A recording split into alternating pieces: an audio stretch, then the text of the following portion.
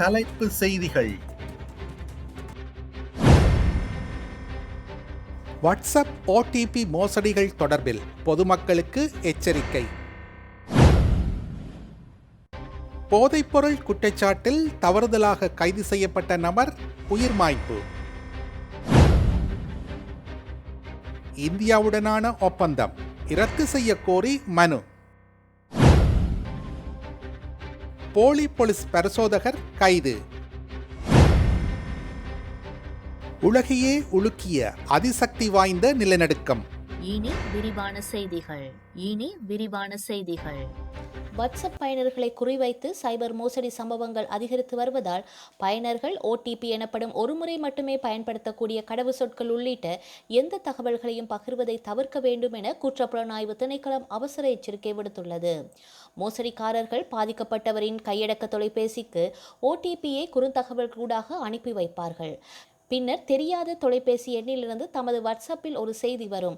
அதில் வாட்ஸ்அப் கணக்கிற்கான 6 இலக்க குறியீடு உங்களது எண்ணுக்கு தவறாக அனுப்பிவிட்டதாகவும் அந்த ஓடிபி குறியீட்டை பகிருமாறு மோசடிக்காரர்கள் கேட்பார்கள். எந்த சூழ்நிலையும் ஓடிபியை பகிர்வதை தவிர்க்க வேண்டும்.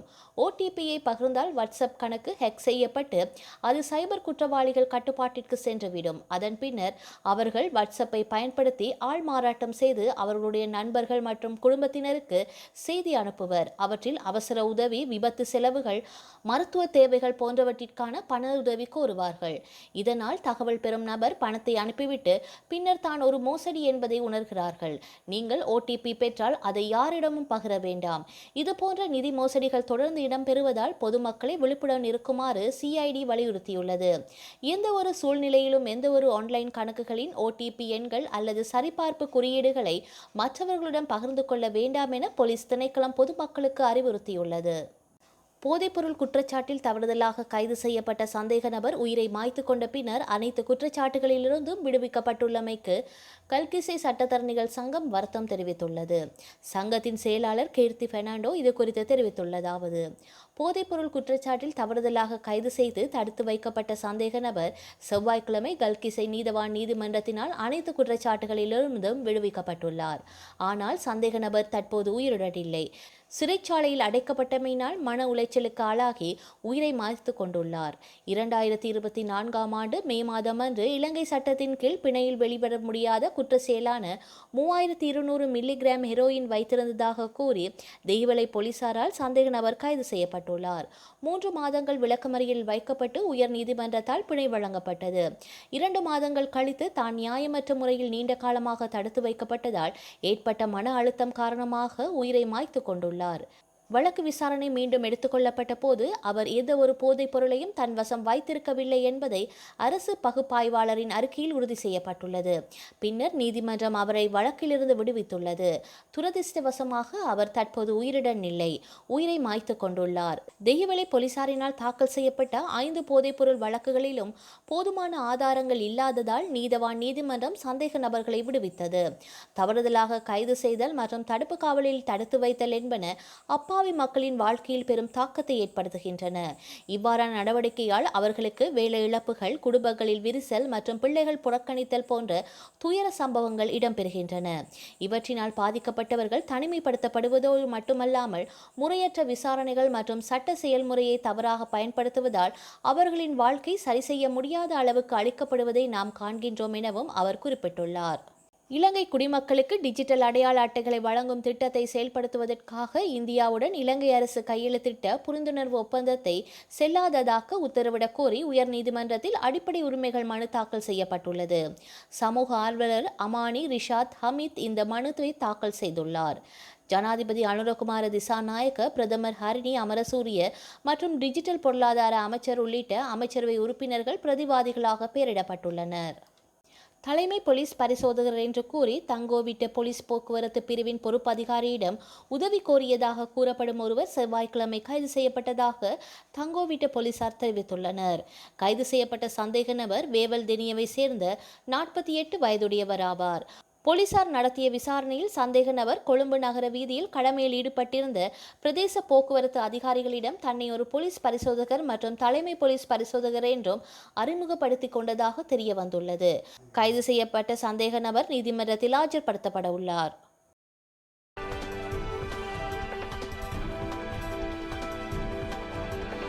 ரஷ்யாவின் கம்சட்கா தீபகற்ப பகுதியில் நேற்று காலை அதிசக்தி வாய்ந்த நிலநடுக்கம் ஏற்பட்டுள்ளது. அந்நாட்டின் கிழக்கு பகுதியில் உள்ள பெட்ரோபாவ்லோவ்ஸ்க் கம்சட்சாவிலிருந்து சுமார் 136 கிலோமீட்டர் தொலைவில் நிலநடுக்கம் ஏற்பட்டுள்ளது. இது ரிக்டர் அளவில் 8.8 பதிவாகியுள்ளது. இந்த சக்தி வாய்ந்த நிலநடுக்கம் காரணமாக வீடுகள், கட்டிடங்கள் பயங்கரமாக குலுக்கின. இதனால் பீதியடைந்த மக்கள் வீடுகளில் இருந்து அலறியபடி வெளியே ஓடி வந்தனர். வீடுகளில் இருந்த பொருட்கள் சரிந்து விழுந்தன, ஜன்னல் கண்ணாடிகள் உடைந்தன, மேலும் பல வீடுகள் இடிந்து விழுந்தன. பாதிக்கப்பட்ட பகுதிகளுக்கு மீட்பு குழுவினர் விரைந்து சென்று மீட்பு பணியில் ஈடுபட்டு வருகின்றனர். கிழக்கு கடற்கரையில் ஏற்பட்ட சக்தி வாய்ந்த நிலநடுக்கத்தை அடுத்து ரஷ்யாவில் சுனாமி எச்சரிக்கை விடுக்கப்பட்டது. இதனால் கடற்கரையோரத்தில் உள்ள மக்கள் பாதுகாப்பான இடங்களுக்கு செல்லுமாறு அறிவுறுத்தப்பட்டது. இதற்கிடையே நிலநடுக்கத்திற்கு பின்னர் கம்சட்சா கடற்கரையை சுனாமி அலைகள் தாக்கியுள்ளது. அங்கு சுமார் 4 மீட்டர் உயரம் வரை அலைகள் எழுந்தன. ரஷ்யாவின் குரில் தீவுகளின் பரமுஷிர் தீவில் உள்ள செவாரோ குரில்ஸ் கடற்கரையோர பகுதியை சுனாமி கடுமையாக தாக்கியுள்ளது. கடலில் இருந்து வெளியேறிய ராட்சத அலைகள் ஊருக்குள் புகுந்தன. அங்கிருந்த கட்டடங்களை சுனாமி அலைகள் சூழ்ந்து கொண்டன. இதனால் பெரும் பரபரப்பு ஏற்பட்டது. சுனாமி தாக்கியதை அடுத்து கடற்கரையோரத்தில் வசித்த மக்கள் அங்கிருந்து உடனடியாக வெளியேற்றப்பட்டுள்ளனர். குரில் தீவுகளில் அவசர நிலை அறிவிக்கப்பட்டுள்ளது. இந்தியாவிலிருந்து ஏற்றுமதியாகும் பொருட்களுக்கு 25% வரி விதித்து அமெரிக்க அதிபர் ட்ரம்ப் அறிவித்துள்ளார். வரி விதிப்பு தொடர்பாக 2 நாட்டு அதிகாரிகளும் பேச்சுவார்த்தை நடத்திய நிலையில் 25% வரி விதிக்கப்பட்டுள்ளது. ஆகஸ்ட் முதல் புதிய வரி விதிப்பு அமலுக்கு வருவதாகவும் அமெரிக்க அதிபர் ட்ரம்ப் அதிரடியாக அறிவித்துள்ளார். ரஷ்யாவிடமிருந்து கச்சா எண்ணெய், ஆயுதங்களை இந்தியா பெருமளவில் வாங்குவதால் ட்ரம்ப் 25% வரி விதித்துள்ளார். ரஷ்யாவிடமிருந்து கச்சா எண்ணெய் வாங்கும் நாடுகளுக்கு 100% வரி விதிக்கப்படும் என ட்ரம்ப் கூறியிருந்தமை குறிப்பிடத்தக்கது. வரலாற்றில் இன்று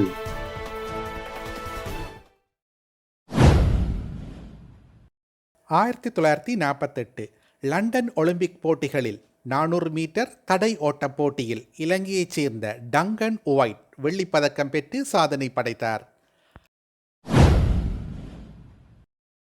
1964 சந்திரனின் மிக அருகில் எடுக்கப்பட்ட படங்களை ராஞ்சர் 7 விண்கலம் பூமிக்கு அனுப்பியது.